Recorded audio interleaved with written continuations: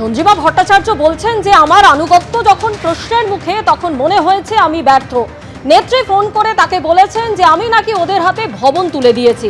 কার কি হবে না হবে, কে কি প্রতীক পাবে সেসব তো বিচারাধীন। তিনি আরো অভিযোগ করেন যে তার সঙ্গে আলোচনা করে বাজেট হয়েছে এমন নয়, আপনারা যখন জেনেছেন তার কিছুক্ষণ আগে আমি জেনেছি।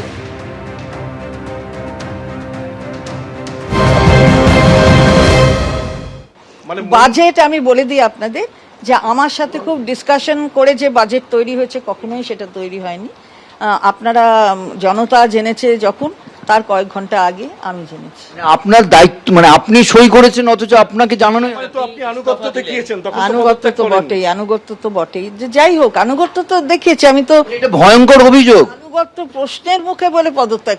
আপনি এটা ভয়ঙ্কর তথ্য দিচ্ছেন, আপনি বাজেট জানেন না মানে ভয়ঙ্কর কেন, মাননীয় মুখ্যমন্ত্রী নিজেই বলেছেন, কারণ তিনি হয়তো শুনেছেন আধিকারিকদের থেকে, আপনাদের মনে আছে হয়তো, যে এটা চন্দ্রিমা বলো এরকম বাজেট হবে না। রাজ্যবাসী শুনে অবাক হবে যে অর্থমন্ত্রী জানেন না অথচ সই করছেন। আমলারা তৈরি করতেন, আপনি শুধু পাঠ করতেন। কে তৈরি করতো আমি জানি না, বলতে পারবো না। এটা হচ্ছে জানতেন না অথচ আপনি তারপরে সেই আনুগত্য দিয়ে সেই দায়িত্ব নিয়ে সব কথা তো যখন ওখানে একটা ওথ নিয়েছিলাম সিক্রেসি বজায় রাখার, সেই সিক্রেসিটা তো খানিকটা বজায় রাখতে হবে। সুতরাং মন্ত্রগুপ্তির জন্য আপনি বলেন অবশ্যই আমাকে আমার মুখ্যমন্ত্রী যিনি ছিলেন তিনি যেভাবে নির্দেশ দেবেন সেটাই তো আমায় করতে হবে। সুতরাং সেটা আমি করেছি। না, আর কোনো নির্দেশ আসেনি। যাওয়াটাই স্বাভাবিক।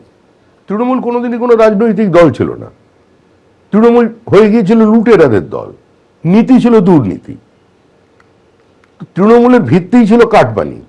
দেখুন আমদানি বন্ধ, 70-75-এর ভাগ নেই, 75-25-এর ভাগ নেই, সব শেষ।